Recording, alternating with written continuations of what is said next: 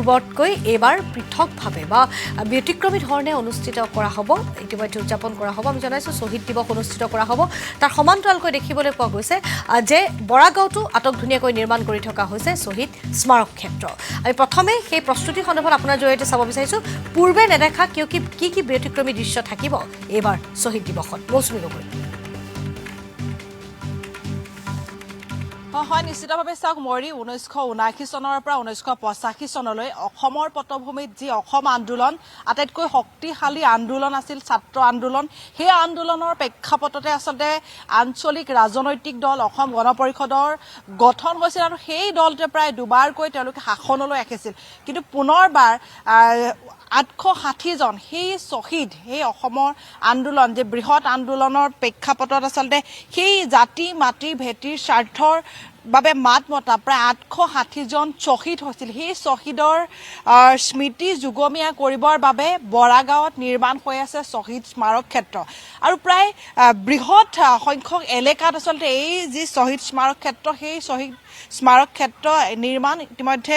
সম্পূৰ্ণ হৈ উঠিছে আপুনি যদি দেখে খুব সুন্দৰ আচলতে এই যি স্মাৰক ক্ষেত্ৰ আচলতে কৈ শেষ কৰিব নোৱাৰি এই স্মাৰক ক্ষেত্ৰখনৰ কথা কাৰণ বাহিৰৰ দেশত আচলতে এনে ধৰণৰ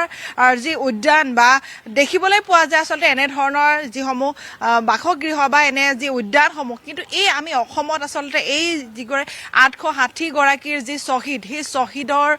স্মৃতি যুগমীয়াৰ বাবে আচলতে খুব সুন্দৰ এখন যি উদ্যান এই আসলে শ্বহীদ স্মাৰক উদ্যান নিৰ্মাণ কৰা হৈছে মই অকণমান পৰিৱেশটো দেখুৱাবলৈ চেষ্টা কৰিছোঁ খুব সুন্দৰকৈ ইতিমধ্যে প্ৰস্তুতি সম্পূৰ্ণ হৈ উঠিছে অসম চৰকাৰৰ ফালৰ পৰা 10 ডিচেম্বৰ দিনটোত আচলতে ৰাজ্যজুৰি পালন কৰা হ'ব আৰু তেনে ক্ষেত্ৰত যদি আমি চাওঁ খুব সুন্দৰকৈ আচলতে নিৰ্মাণ কৰি লৈছে প্ৰায় এই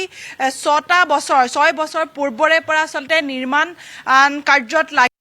130 বিঘাৰো অধিক মাটি হাঙুৰি লোৱা হৈছে যিখন শ্বহীদ স্মাৰক যিখন উদ্যান সেই উদ্যানখনত প্ৰায় 130 বিঘাৰো অধিক মাটি হাঙুৰি লোৱা হৈছে আৰু যিটো মূল গৃহ সেই মূল গৃহত এনেধৰণে প্ৰথমেই আপুনি অসমৰ মানচিত্ৰ দেখিবলৈ পাব জয় আই অসম লিখা আছে এতিয়াও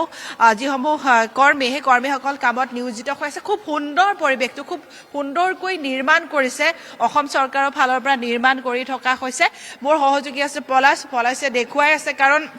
সকলোৱে জানে জাতি মাতৃৰ স্বাৰ্থৰ ৰক্ষাৰ্থে আচলতে অসমত এনে কিছুমান আন্দোলন হৈছিল সেই আন্দোলনৰ ভিতৰত আচলতে আটাইতকৈ শক্তিশালী আন্দোলন আছিল এই আন্দোলন যিটো আন্দোলনত আচলতে বহুজনৰ মৃত্যু হৈছিল আৰু অসমলৈ অহা যিটো বাহিৰৰ বিদেশী প্ৰব্ৰজনকাৰী ৰোধ কৰাৰ ক্ষেত্ৰত অসম যাতে বিদেশী যিসকল ছাত্ৰ ওলাই আহিছিল 1979 চনৰ পৰা 1985 চনলৈ আচলতে সৰ্ববৃহৎ আচলতে যি আন্দোলন হৈছিল সেই আন্দোলনত আচলতে যিসকল লোকৰ মৃত্যু হৈছিল যিসকল শ্বহীদ হৈছিল সেই শ্বহীদসকলক আচলতে স্মৃতি যুগমীয়া কৰিবৰ বাবে এনেধৰণে আচলতে যি উদ্যান বৰাগাঁৱত বৃহৎ এলেকাত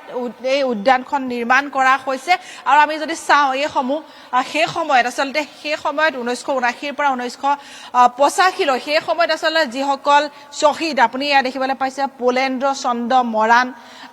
দহোটীয়া ডিব্ৰুগড়ৰ হয় এগৰাকী শ্বহীদ সমান্তৰালকৈ হৰেশ্বৰ ফুকন তেওঁ বিৰাগীৰত শিৱসাগৰৰ হয় ৰামচৰণ কাকতি খুৱাং চামগুৰি শুক্ৰেশ্বৰ কাকতি এইসকল আচলতে ভৱেশ কাকতি এইসকল যিসকল শ্বহীদ আমি নজনা সেইসকলৰ নাম কিছু সংখ্যকে জানে কিন্তু প্ৰায় 800 শ্বহীদৰ ভিতৰত গোটেইকেইগৰাকী শ্বহীদক মনত ৰখাটো কিন্তু সম্ভৱ নহয় তেনে ক্ষেত্ৰত কিন্তু যি অসম চৰকাৰৰ বিশেষ পদক্ষেপ প্ৰত্যেকগৰাকী শ্বহীদকে তেওঁলোকৰ স্মৃতি চিৰযুগমীয়া কৰি তুলিবৰ বাবে খুব সুন্দৰকৈ আচলতে তেওঁলোকৰ প্ৰত্যেকগৰাকীৰে প্ৰতিমূৰ্তি ইয়াত স্থাপন কৰা হৈছে কিন্তু কিছু সংখ্যকৰ তেওঁলোকৰ ছবি অপোৱাত অসুবিধা হোৱাৰ বাবে তেওঁলোকৰ নাম ফলকেৰে আচলতে তেওঁলোকক স্মৃতি যুগমীয়া কৰিবৰ বাবে বিশেষ ব্যৱস্থা কৰিছে কাৰণ কৈ আছিল যে বহুত দিনৰ পূৰ্বৰ পৰা কৈ আছিল যে এনেধৰণে আচলতে যিসকল শ্বহীদ আছে সেই শ্বহীদসকলক সন্মান জনায় কাৰণ অসমত প্ৰথমবাৰৰ বাবে এনে যি শ্বহীদ স্মাৰক যি ক্ষেত্ৰ সেই ক্ষেত্ৰ আচলতে বৃহৎ পৰিধিত আচলতে প্ৰথমবাৰৰ বাবে অসমত নিৰ্মাণ হৈছে আৰু সমান্তৰালকৈ যদি আপুনি চাই এই উদ্যানখনৰ পৰিধিক লৈ আচলতে বৃহৎ পৰিধিত আচলতে সকলো ধৰণৰ ব্যৱস্থা থাকিব ইয়াত এইসমূহ দৃশ্যই আচলতে অনুমান কৰিছে কেনেধৰণে সুন্দৰকৈ জাকত জিলিকাকৈ খুব সুন্দৰকৈ আচলতে আটক ধুনীয়াকৈ নিৰ্মাণ কৰা হৈছে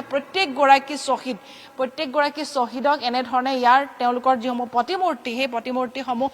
অৱক্ষয় যিসমূহ মূৰ্তি সেই মূৰ্তিসমূহ ইয়াত আহি স্থাপন কৰা হৈছে আচলতে চিনাকি কৰিবৰ বাবে প্ৰত্যেকে বিভিন্ন প্ৰান্তৰ পৰা অহা লোকসকলে ইয়াত আহি তেওঁলোকে এইসমূহ স্থানত আহি তেওঁলোকে পৰিদৰ্শন কৰিব পাৰিব সমান্তৰালকৈ প্ৰতিমূৰ্তিসমূহ তেওঁলোকে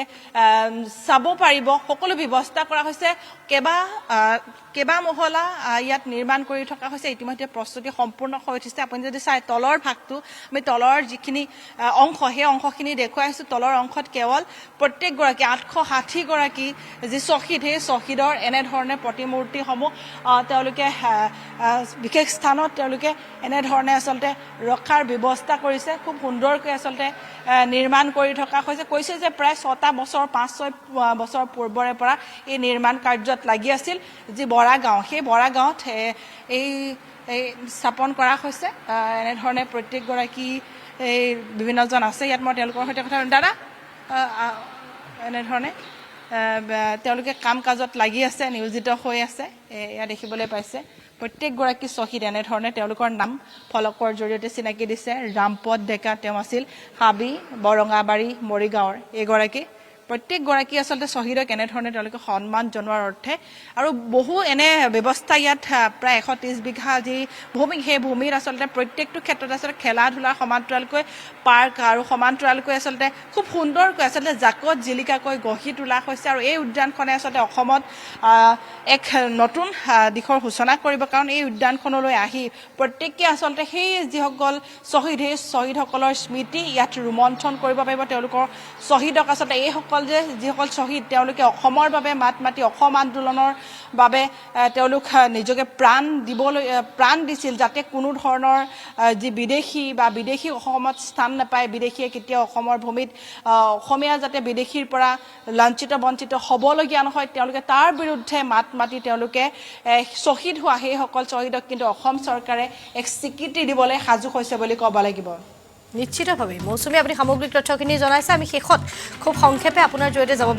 জানিব বিচাৰিছোঁ যে এইবাৰ যিহেতু পূৰ্বতকৈ ব্যতিক্ৰমী ৰূপত ইতিমধ্যে শ্বহীদ দিৱসৰ আয়োজন কৰা হ'ব আপুনি ইতিমধ্যে এটা কথা সদৰি কৰিছে সমান্তৰালভাৱে এই গাম্ভীৰ্যপূৰ্ণ কাৰ্যসূচীলৈ কোনো কেন্দ্ৰীয় নেতৃত্ব অহাৰ সম্ভাৱনা আছে নেকি আমি জানিব বিচাৰিছোঁ আপোনাৰ জৰিয়তে যিহেতু আমি জনাইছোঁ যে লাচিত বৰফুকনৰ সৌৰ্যবীৰ্যৰ কথা ইতিমধ্যে সুদূৰ প্ৰসাৰী হৈছে সকলোৱে গম পাইছে গতিকে ৰাজ্য চৰকাৰে এবাৰ কাক আমন্ত্ৰণ জনোৱাৰ পৰিকল্পনা কৰিছে আমি আপোনাৰ জৰিয়তে জানিব বিচাৰিছোঁ মৌচুমী গগৈ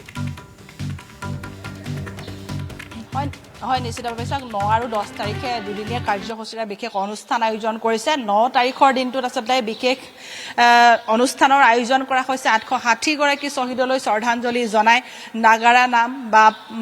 দিশা নামৰ বিশেষ অনুষ্ঠান আয়োজন কৰিছে আৰু সমান্তৰালকৈ যদি চাই 10 তাৰিখৰ দিনটোত মুখ্যমন্ত্ৰীগৰাকীয়ে যিখন নৱনিৰ্মিত যিখন স্মাৰক ক্ষেত্ৰ সেই স্মাৰক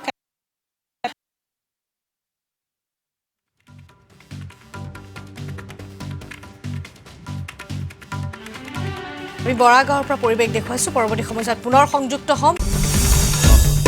আসাম টক্স আপোচবিহীন অসম কণ্ঠ